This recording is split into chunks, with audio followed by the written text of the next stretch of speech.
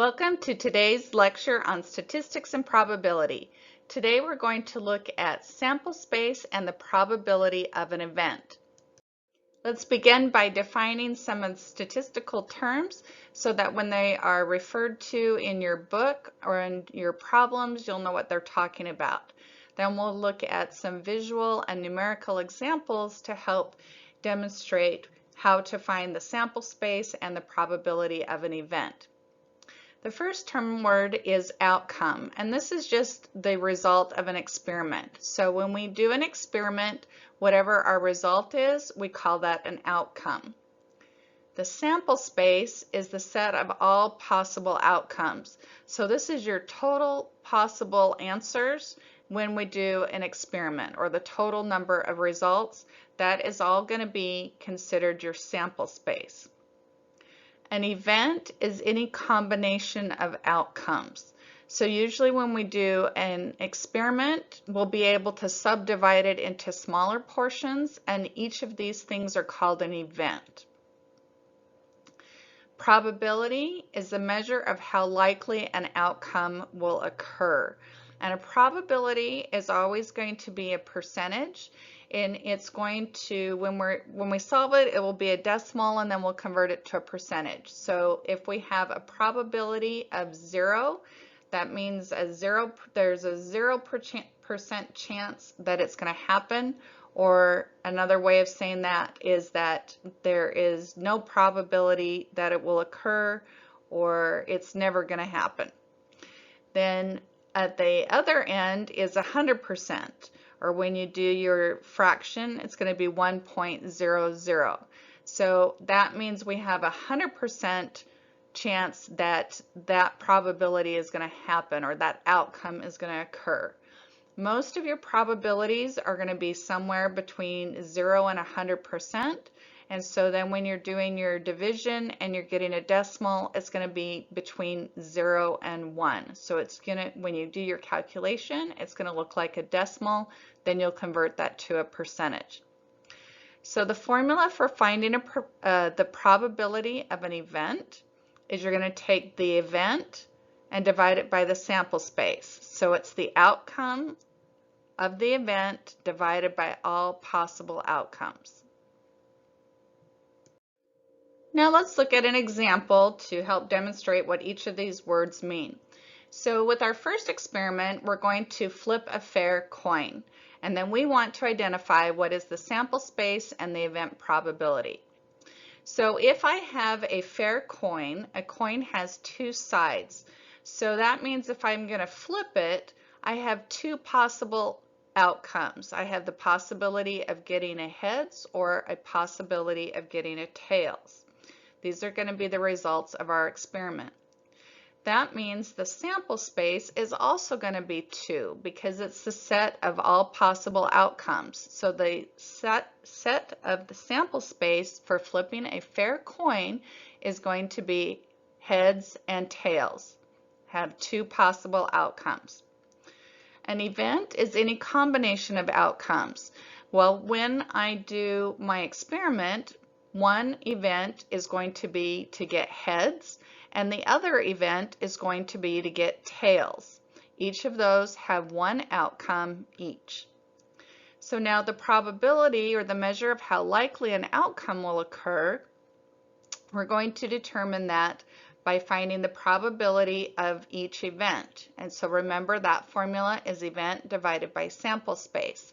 So if I want to get the probability of obtaining a heads, I'm going to take the event, which is one head, divided by the sample space, which is a heads and a tail. That's going to be 1 divided by 2, which equals 0.5, which gives me a 50% probability of achieving a heads when I flip a fair coin. A tail is going to be the exact same. I have one possible outcome for getting a tails. I'm going to divide that by the 2 possible outcomes in my sample space. That gives me 1 divided by 2, which equals 0.5, which gives me a 50% probability of obtaining a tails when I flip a fair coin. Let's look at our next example. In a bag we have 1 green, 2 red, and 3 blue marbles. What is the sample space? So let's look at, we have 1 green, 2 red, and 3 blue marbles. So that means this is going to be, all of the marbles is going to be our sample space. And we can denote that by using the letter S. So whenever we do have a sample space, we use the letter S, and then we put it in brackets. So that's going to be 1 green, 2 red, and 3 blue. That is our sample space. And we have 6 possible outcomes from our experiment of drawing a marble out of a bag. So now let's look at the next thing. What is the probability of drawing each of the colored marbles?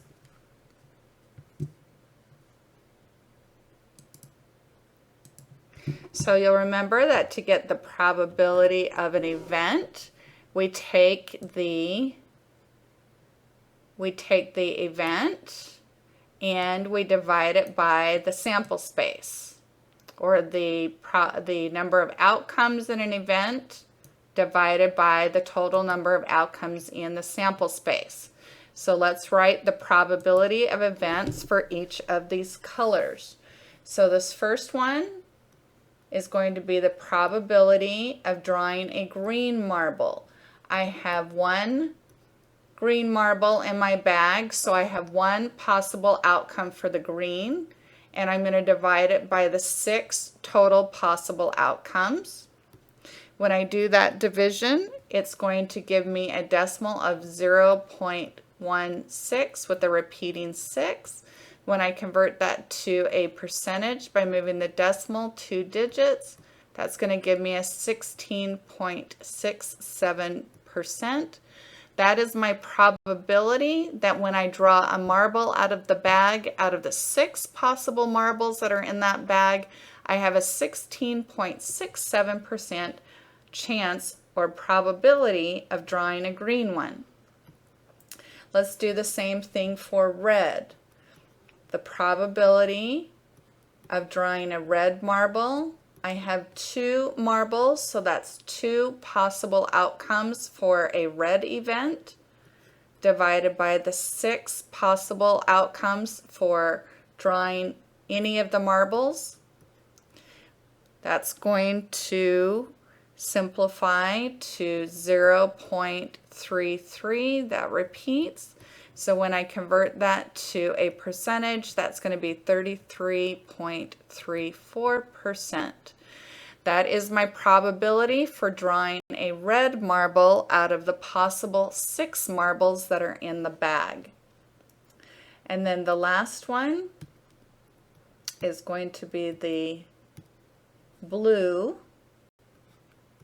The probability of drawing a blue marble, I have 3 possible outcomes for a blue event divided by the 6 possible total outcomes, and that's going to simplify to 0.5, which means I have a 50% probability that if I am going to draw a marble out of the bag, that I'm going to have a 50% chance or a 50% likely outcome that I'm going to draw a blue marble.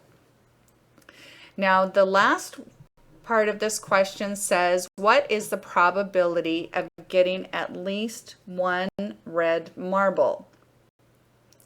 Whenever your question asks you to do at least 1, it's asking you to do the same thing that we just wants to know out of all of the total possible outcomes, what is the probability that I am going to draw a red? So for this case, the probability of getting at least 1 red marble is the same probability as drawing the probability of the red marble event, which is going to be 2 over 6, which equals 33.34. Out of my 6 possible marbles, I have a probability of drawing at least one red marble 33.34% of the time. Let's look at our next example. In this example, we have a fair 6-sided die.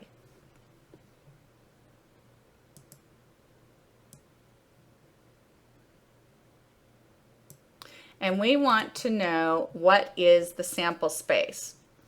So with the sample space, we write that as the letter S. We have a fair 6-sided die.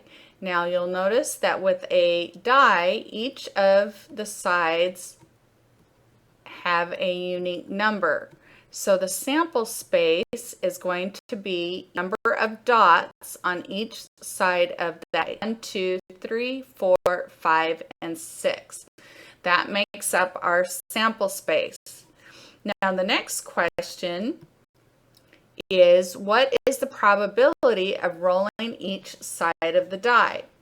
So that's going to be the probability of rolling a 1, the probability of rolling a 2, the probability of rolling a 3, the probability of rolling a 4, the probability of rolling a 5, and the probability of rolling a 6. Those are all the sides of the die. Now if you'll notice, each of these just occur once. And that's because for each side of the die, there is one possible outcome out of the 6 possible outcomes.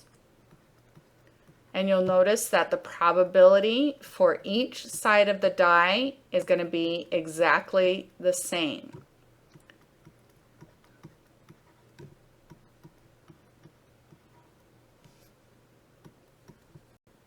So that's going to be 0.16 recurring, which is 16.67%. So each of these sides have a 16.67% chance of occurring when I roll my dice. So whenever you have a sample space and each item has an equal likelihood of occurring, then that means that the probability of each of your events are all going to be exactly the same.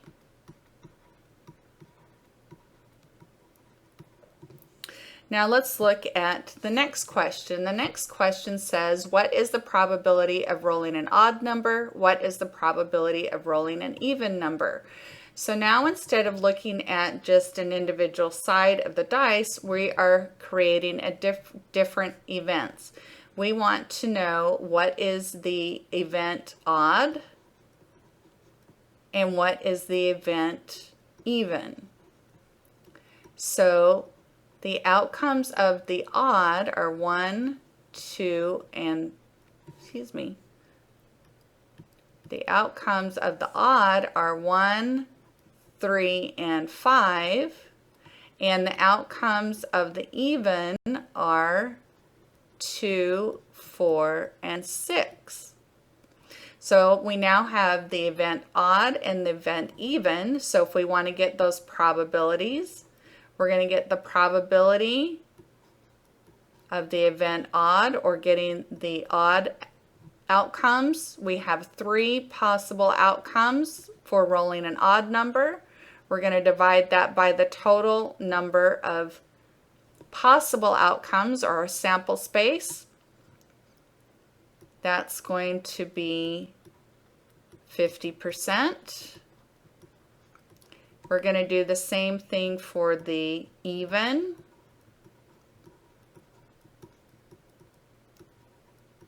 Once again, I've got 3 possible outcomes. I'm going to divide that by the total possible outcomes, and once again, that's going to give me 50%.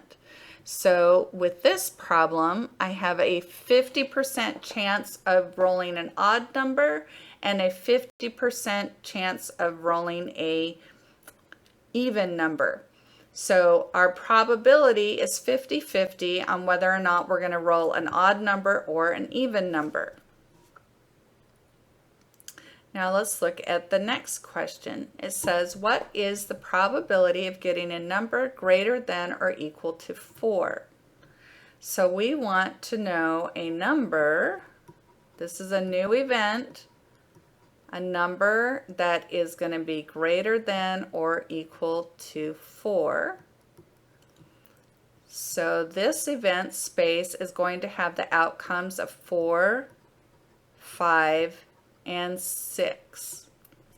So to get the probability of the event of a number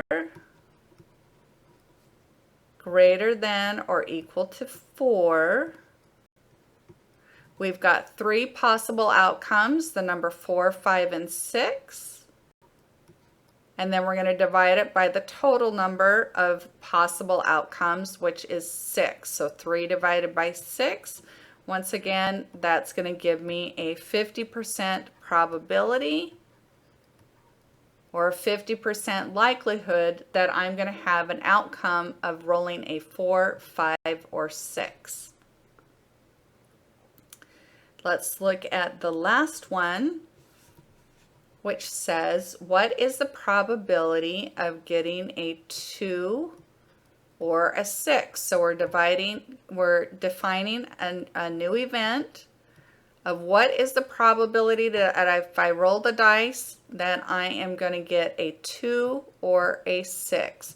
This has 2 possible outcomes, the 2 side and the 6 side.